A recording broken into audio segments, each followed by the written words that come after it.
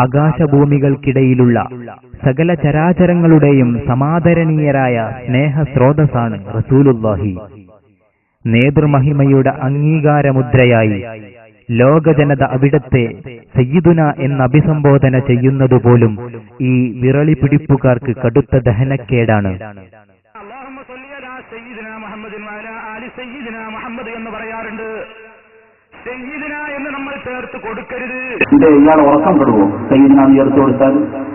അതോ ഇയാളെ വീട്ടിൽ പട്ടിണിയാവോ സയ്യിദിന ചേർത്ത് കൊടുത്താൽ? അതോ ഇസ്ലാം ദീൻ എന്ന് പറഞ്ഞാൽ വീട്ടുവളപ്പിലെ കെട്ടിയിരിക്കുന്ന ആട്ടുംകുട്ടികളോ സയ്യിദിന ചേർത്ത് കൊടുത്താൽ? എന്ത് അധികാരത്തിലാണ് ഇയാൾ പറയുന്നത്? ഏതൊരാളായിരുന്നാലും അവരംഗീകരിക്കുന്ന നേതാവിനെ കുറിച്ച് ആദരിക്കുകയും ബഹുമാനിക്കുകയും ചെയ്യുകയല്ലേ ചെയ്യുന്നത്? ഹബീബായ മുഹമ്മദ് മുസ്തഫ സല്ലല്ലാഹു അലൈഹി വസല്ലമ തങ്ങൾ തന്നെ പഠിപ്പിക്കുന്ന അന സയ്യിദു ഉൽദി ആദം, അന സയ്യിദു ഉൽദി ആദം.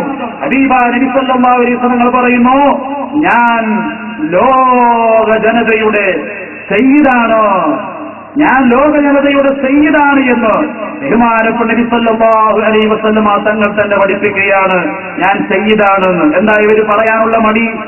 ഇവര് പറയാൻ മടി കാണിക്കുന്ന എന്താണെന്നറിയുമോ? സയ്യിദിന എന്ന പദത്തിന്റെ അർത്ഥം ബഹുമാനപ്പെട്ട അഇമ്മത്തുകൾ രേഖപ്പെടുത്തുന്നു. എന്താണ് സയ്യിദിന എന്ന് പറഞ്ഞ പദത്തിന്റെ അർത്ഥം എന്നറിയുമോ?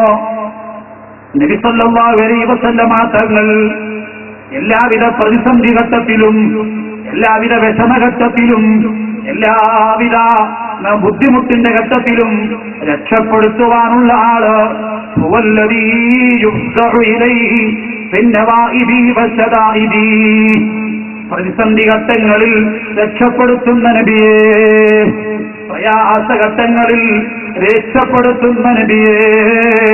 ഫയഖൂമു ബിഅംരിഹിം, ആരാണോ നബിയോട് ആവരാധിയുമായി ചെയ്യുന്നത് അവരുടെ ആവരാധി നബി തങ്ങൾ പരിഗണിക്കുന്നു.